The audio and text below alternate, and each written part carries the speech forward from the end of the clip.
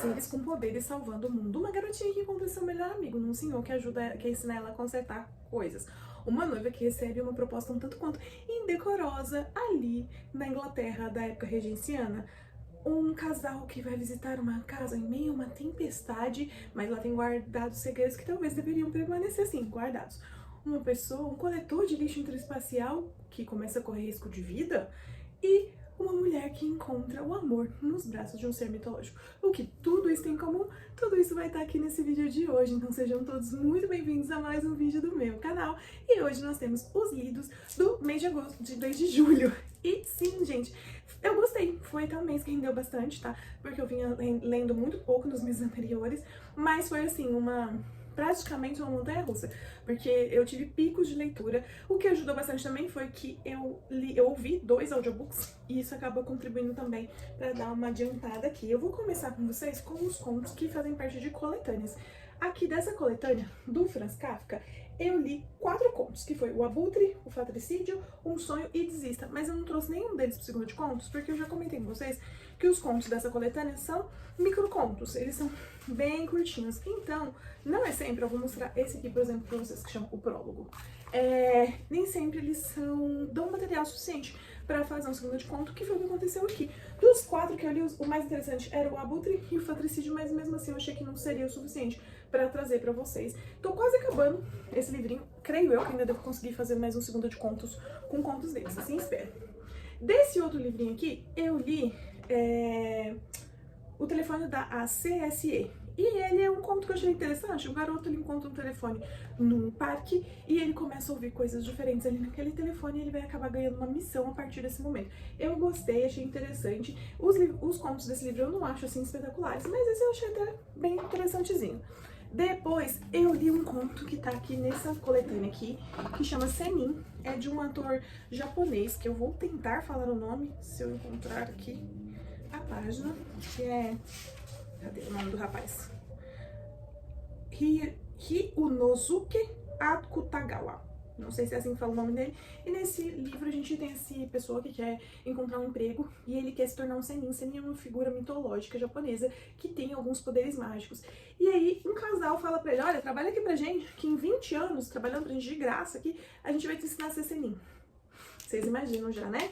Vocês não vão imaginar exatamente o final, digo pra vocês, porque é um conto fantástico, porém, ô casalzinho difícil, viu? Tem um vídeo meu revoltado na segunda de contos por conta disso. E aqui, da minha coletânea de contos de fadas nórdicos, eu li o conto de fadas chamado Cara e Capa Dura. Deixa eu encontrar ele aqui pra falar o nome dos escritores que compilaram ele, que é o Peter Christian Abjorsen e o Jorgen Mui, que é meio que os irmãos Grimm dos contos de fadas nórdicos. E aqui, Cara e Capa Dura, a gente tem meio que a versão da Cinderela nórdica. Eu achei legal, eu acho muito legal isso das histórias passarem pelos lugares, sendo recontadas de pessoas para as pessoas e chegarem de repente até de uma forma diferente nos outros lugares, mas ainda mantendo a sua essência. A gente sabe que tem algumas coisas assim, por exemplo, com a Bíblia, que aparecem em outros textos também religiosos de outros lugares. Achei bem interessante, gostei disso, mas também é Cinderela, meio que a gente já sabe o que vai acontecer. E também eu li um conto da Sylvia Plath chamado Uma Comparação. E nesse conto ela faz uma comparação entre escrever romances e escrever poesias. Como que a poesia precisa ser condensada em poucas palavras e isso meio que condensa os sentimentos. E ela acaba se tornando uma explosão. Enquanto o romance consegue ser mais cadenciado e resumido não, mais cadenciado e trazendo as emoções de uma maneira um pouco mais constante e tranquila, digamos assim. Eu achei interessante, adorei a reflexão sobre esse assunto que ela fez, inclusive porque ela escrevia muito mais poemas que romance, né? Ela era muito mais considerada uma poeta do que uma romancista. Aí depois eu li um outro, depois não, na verdade aqui foi tudo meio, né, esses aqui, os contos que estão de coletâneas. Aí eu li um conto independente chamado O Coletor, do Wanderson Marins, que é um autor nacional. Esse é um conto bem curtinho, de ficção científica, em que a gente vai ter esse homem que trabalha como um lixeiro intergaláctico, assim, um coletor de reciclagem intergaláctico. E ele tá lá fazendo o trabalho dele, quando ele é surpreendido ali por alguém e ele começa a ter que lutar pela própria vida. Eu achei legal, achei diferente, assim, me remeteu bem a histórias aventurescas de ficção científica. Eu, como uma fã de Star Wars, gosto disso. Achei interessante, não conhecia o autor, gostei de ter conhecido. Depois eu li o fofíssimo Reparos, do Brão Barbosa, que é esse quadrinho em que a gente tem a história dessa menininha que ela tem essa amizade com esse senhor mais idoso, que vai mostrar pra ela como consertar as coisas. E, na verdade, esse senhor vai ser um ponto de referência pra ela, um ponto de referência de pessoa, de desenvolvimento, e é muito bonitinho ver essa relação, e eu acho que remete a gente a essas relações que às vezes a gente tem em infância com pessoas mais velhas, como nossos avós, ou até mesmo nossos pais, ali vivendo esses momentos tão gostosinhos ali de fazer coisas juntos, né? Às vezes coisas simples. É muito bonitinho mesmo, e eu recomendo demais. Inclusive tá no Kindle Unlimited, então você pode ler com mais tranquilidade.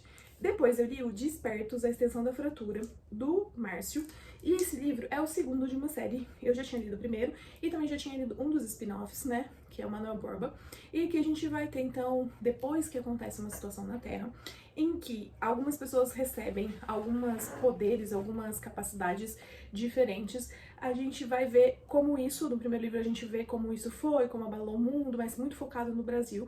Agora a gente expande para o mundo inteiro para ver o que está acontecendo no mundo inteiro. A gente vai conhecer os despertos de outros lugares. Esse grupo que é formado ali pelo trio principal, que é um trio de brasileiros ali do Nordeste de Recife, eles acabam recebendo outros imigrantes do mundo inteiro, e ali a gente vai vendo, aqui é uma evolução muito política da coisa, então a gente vai vendo os interesses pessoais dos políticos de cada nação se sobrepondo aos interesses que seriam da nação, da humanidade. Então dá um pouquinho de ódio, porque eles estão lutando entre si, enquanto existe, e todo mundo já sabe, já conhece, um perigo muito maior chegando, e que ao invés deles se unirem e se prepararem para esse perigo que vem, na verdade eles brigam por causa de dinheiro e principalmente de poder. Então assim, dá um pouquinho de ódio das lideranças do mundo todo, tá? De todos os lugares do mundo, vocês vão ficar com ranço. E assim, vocês vão identificar claramente populista, vão identificar aquelas pessoas que, né, só pensam nelas e etc. E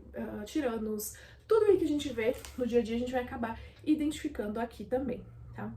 Depois, esse aqui foi o meu primeiro audiobook desse mês, que foi Uma Noiva para Winterbourne, da Lisa Kleypas. Toda essa série dos Revenants tá disponível no Audible, então eu já tinha ouvido o primeiro e agora eu ouvi o segundo. Eles também estão no Kindle Unlimited, então dá pra você baixar pra poder pegar algum texto, alguma coisa que você queira. Eu gosto bastante quando tem essa opção também pra mim. E aqui a gente vai ter o Sr. Winterbourne. É uma pessoa que é o self-made, né? Então ele seria o orgulho aí dos coats, né, de hoje em dia, mas pra mim ele é só a exceção que confirma a regra, mas enfim. E ele se fez mesmo, ele lutou, trabalhou, então ele não é um cara ali da nobreza, não, pelo contrário. Ele se tornou extremamente rico, dono da maior loja de conveniências, mas mesmo assim ele não é aceito nos ciclos sociais. Então pra ele se casar com uma Revenant seria interessante pra ele ser melhor aceito nos ciclos sociais. Só que o que talvez ele não imaginava é que a Helen ia despertar muitas coisas nele. Então eles ficaram noivos no primeiro livro, mas houve uma desavença, digamos assim, um mal-entendido, que fez com que eles cancelassem o noivado. E aí aqui a gente vai ver a Helen, que é uma moça toda tímida, que cresceu escondida lá no condado, no interior, que praticamente não viveu em sociedade, tomando as rédeas da própria vida dela e falando: filhas, eu vou decidir o que eu quero pra mim, e eu quero esse homem pra mim. E, gente, ele vai vir com uma proposta um tanto quanto indecorosa pra ela, mas existe algumas coisas do passado, né, que ela não tem culpa, diga-se de passagem, mas que pode afastar eles, e ela tem certeza que vai afastar eles, mas ela tem tanta dificuldade de abrir mão dele. Eu achei fofíssimo. Ouso dizer que eu gosto mais do segundo do que do primeiro, que eu gostei bastante, mas gosto mais do segundo do que do primeiro, porque eu acho esse casal que são, tipo, opostos, incrivelmente, que dão incrivelmente bem juntos, incrivelmente mesmo. Depois, gente, eu li Nos Braços do Minotauro, da Bruna Cathain, acho que é Cathain, eu nunca sei como fala sobre o nome dela. E eu já li alguns livros dela, e aqui a gente vai ter essa moça que é a Helena, que é uma moça muito corajosa e tudo mais. Ela mora num vilarejo, e um dia esse vilarejo é invadido por pessoas que destroem o vilarejo, tentam pegar as pessoas ali pra serem escravos e tudo mais. E ela foge pra dentro da floresta, que é uma floresta proibida. Todo mundo sabe que quem entra naquela floresta não sai. E não é que aquela floresta é um labirinto de Minotauro? E sim, ela vai encontrar o Minotauro lá. O que ela não esperava era que o Minotauro, na verdade, é um príncipe, né, que foi ali enfeitiçado e que talvez ele vai enfeitiçar também o coração dela.